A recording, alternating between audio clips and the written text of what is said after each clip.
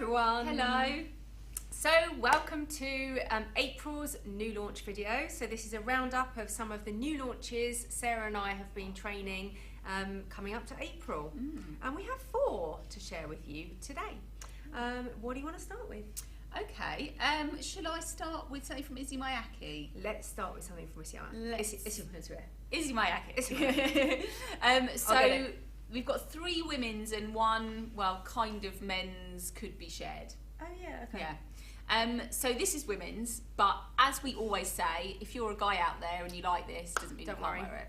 Doesn't say Perfume on it or anything. So this is Issey Miyake L'Eau de Say Pure, the Eau de Toilette. Yeah, because we already did this original Eau de Parfum last year. Yes, so the Eau de Parfum launched a year ago. The idea behind the Eau de Parfum was it was like a modernisation of the classic L'Eau de Say from 1992. They kind of curved off the bottle at the bottom and took the ball off the top. The curve is meant to make it look like a drop of water. So what they're saying with this new version of the Eau de Toilette is that that drop of water has now blossomed into a petal, into a flower. So I love all this marketing concept. Yeah, we're going a little bit more kind of delicate floral with this one, and you can see that because the bottle is that kind of white frosted soft I quite like that bottle. Yeah, I do. I like frosted. Let's try.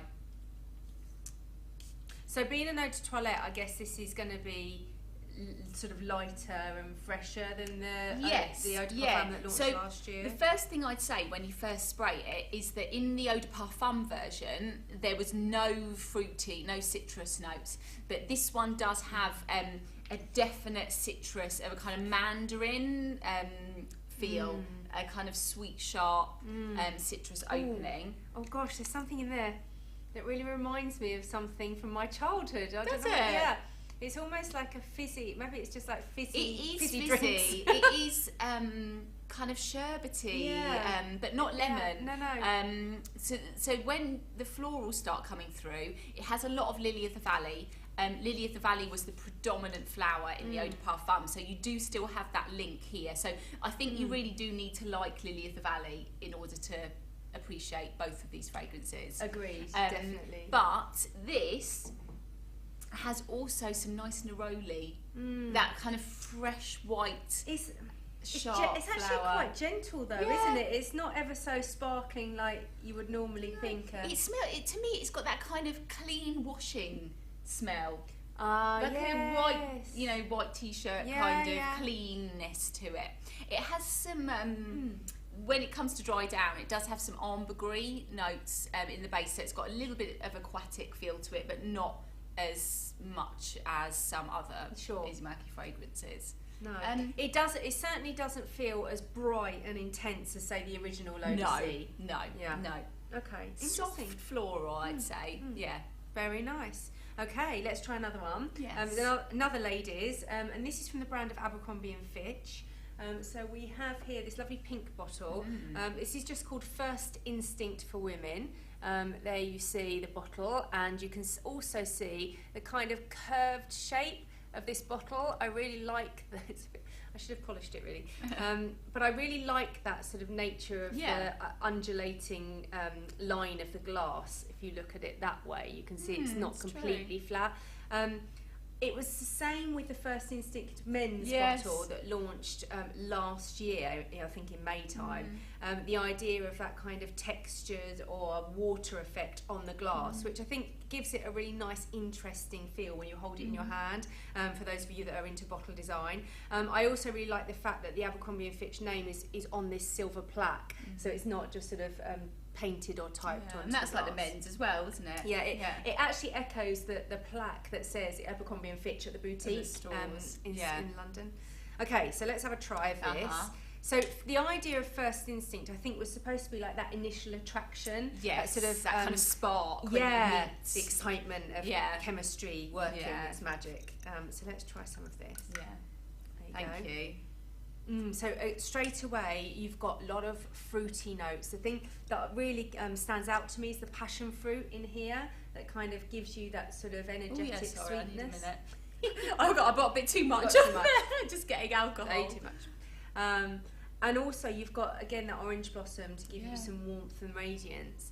But the thing that pretty quickly, to me, when I spray this, that comes out, only after a few minutes, is a tonka bean note. That's true. I was definitely going to say it's got some kind of vanilla-y, gourmandy feel to it. It's creamy, actually, in what I think. I quite like it. You know, it's quite commercial in terms of, I think this is going to appeal to a lot of people. Yes. It's very easy to wear. Definite. It's not complicated. No. But it has got something about it. You know, there is that kind of, as you say, almost like a gourmand feel. Yeah. It's a floral oriental. So there's the oriental style that's warm. Kind of ambery, vanilla-y. Yeah. And then you've got the floral style with the orange blossom. And this, as I said, this burst of passion fruit.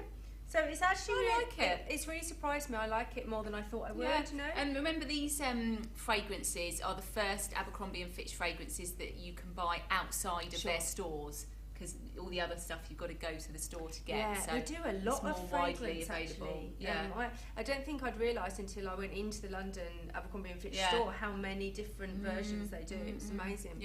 But this one is available in department stores, well, certainly all over the UK. Great. Which is where we are.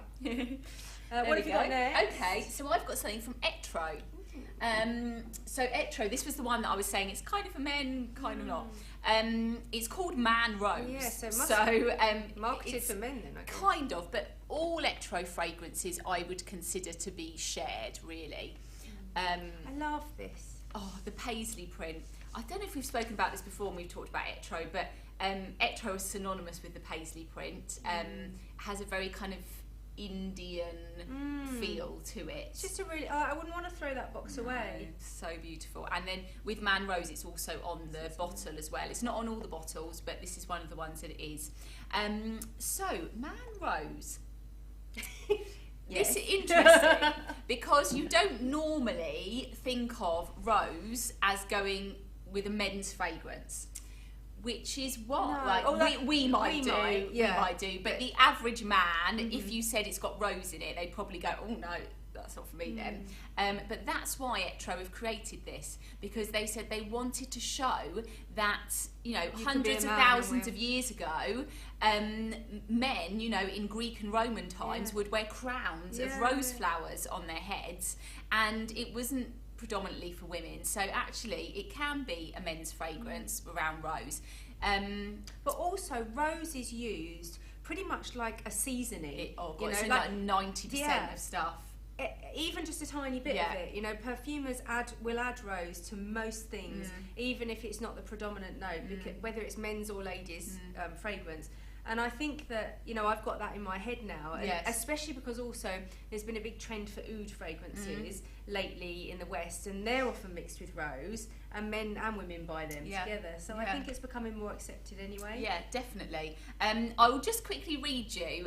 The Etro are quite poetic in their information that they give on the fragrances, and for this fragrance they've actually linked it to a quote from The Little Prince, which says, "If someone loves a flower of which just one single blossom grows, in all the millions of stars, it is enough to make him happy just to look at the stars." So I think, what does that mean? Well, I think it means that if something makes you happy, then that's okay. It doesn't matter what it is. Yeah. Like so if you love it, if you love looking, if you're a man and you like rose, then that's okay. Yeah. It is quite rosy. Yeah.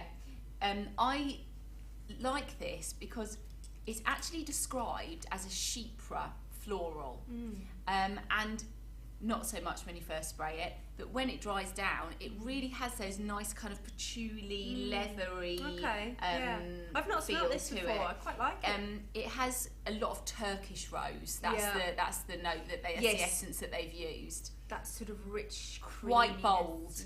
Yeah, quite bold. And also very much spicy on the opening. It reminds me a touch of Terre de Mes or declaration from Cartier. It's got that kind of cardamom-y spice, that cool spice in the top. I agree with you. I mean, rose can be, the way it's treated, it can either take a very cool direction, a sort of almost green direction, or a warm direction. And normally, if you see Turkish rose in something, you imagine it to be very warm. Yeah. And yet, this is a bit contrasting because it's got that touch of cold, that touch of coolness and freshness in the top. So it makes it quite an intriguing scent. I would wear this. I think.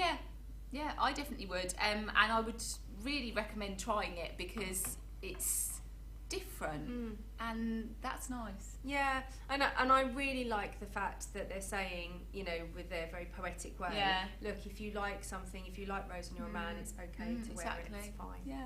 Okay, good. One more last one. Yeah, I was trying to... Last but not least. Yeah. We are going to do a Kenzo fragrance. So we have the Kenzo, this is in the Flower by Kenzo range, and it's Eau de Lumière.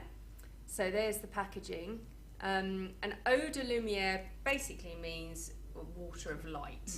So it's the idea of Kenzo creating or recreating the smell of light.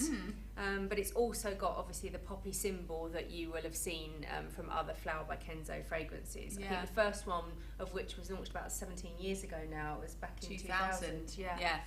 So let's have a spray of this one. Yes. This is the 50ml. It's got nice gold accents because all the others are silver. It's really nice actually.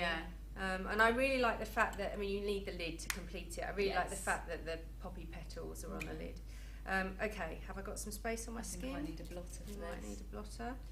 This is, we were discussing this off camera earlier. Yeah. And this has been sort of billed in our the material that we receive from the brand as kind of an ode to light and the smell of light. But actually, when I think of light, I think of something that's bright and very sort of cool and white. For me, this isn't that. This is the kind of light that you get when you're on holiday, somewhere warm, and you feel, you know, there's times when you're lying on the beach and you've got the sand underneath your skin, and then you're closing your eyes and you can just feel this sort of brightness, this warmth coming through, this glow. That is the impression that I get when I smell this. Yes, because it's radiant, isn't it? Yeah, I mean, you've definitely got things like the Bulgarian rose for warmth. Yeah, and that's a keynote from the original Flower by Kenzo as well, so there you've got a little link there. Jasmine as well. Yeah, again, jasmine's always for warm. depth. So all those lovely kind of richness. I can really smell the jasmine actually now you said that. Yeah. But also white musk as well. And white musk is powdery and soft and comforting. And I think that's what's really predominantly coming through for me, that comforting, enveloping element of it. A bit like the Flower by Kenzo Eau de Parfum, the original one, which has an overdose of powdery, sort of soft notes. Yeah. But in more of a stronger, headier way than this. But the original Flower by Kenzo has quite a lot of Palmer Violet smell. And this doesn't have that. No. What do you think? I like it. It's quite sweet. Yeah. I don't know what the sweet is. Well, there's bergamot in it, which, I mean, bergamot is quite a balanced fruit, not necessarily sweet or sharp. But I think that the fizziness of the bergamot comes through, and I think perhaps combined with some of these rich florals, you're getting on your nose. You're getting that impression. It's a jasmine, definitely. Yeah, you're getting an impression of sweetness. Yeah, it's definitely warm. It would be nice for the summer. Yeah. It's not a limited edition, is it? No, it's a new addition to the catalogue of Flower by Kenzo. I don't even know how many there are now. There are quite a lot. Oh, there's quite a lot, yeah. Because we talked about the red one, the L'Elixir, in our Gourmand video. Yeah. And of course there's the Eau de Parfum, the original, which is still going strong, and the Eau de Toilette as well, and there's been various ones. Yeah, we don't have all of them, to be honest, in the UK, but you guys might have some others in wherever you're from. Yeah. Let us know anyway. Let us know if you like the Flower by Kenzo range. Thank you so much for watching. If you haven't already, please subscribe to our channel, and you could also give us a little thumbs up, like button, and we'll see you all again soon. See you. Bye. Bye.